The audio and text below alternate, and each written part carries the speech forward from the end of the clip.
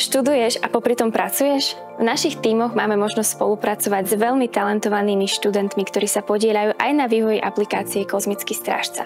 Túto aplikáciu momentálne tvoria dva moduly. Monitorovanie kozmického odpadu a ochrana našej planéty pred zrážkou s nežiaducimi medziplanetárnymi objektami, ako napríklad planétkami, kométami, asteroidmi či prachovými časticami prostredníctvom pokročilých systémov.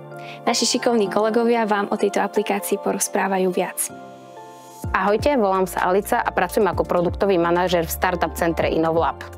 Kozmický strážca vznikol ako nápad pred 2 rokmi na Active Space Hackathone a dnes tento kozmický strážca reálne existuje a slúži nie len ako vedecko-populárna aplikácia pre študentov stredných a vysokých škôl, ale reálne aj monitoruje množstvo vesmírneho odpadu. Viac o tom, ako technicky vznikala táto aplikácia, vám povie náš kolega Adam. Čaute, volám sa Adam. Ja pracujem hlavne na backende. Používame Teradata hlavne.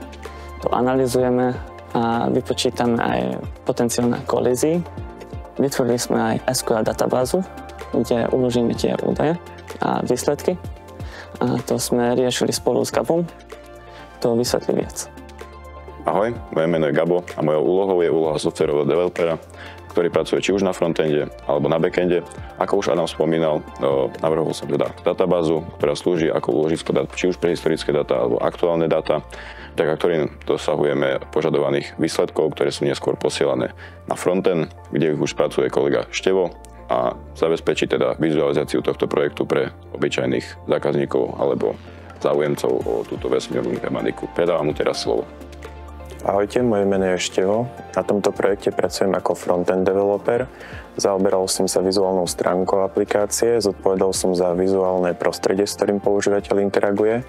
Vykresloval som jednotlivé satelity na ich presné pozície. Tvoril tabuľky s kolíziami a tiež vytváral rôzne animácie a filtre. Napriek tomu, že nikto nepracoval v tejto domene, sme získali veľa skúseností a sme radi za takúto príležitosť.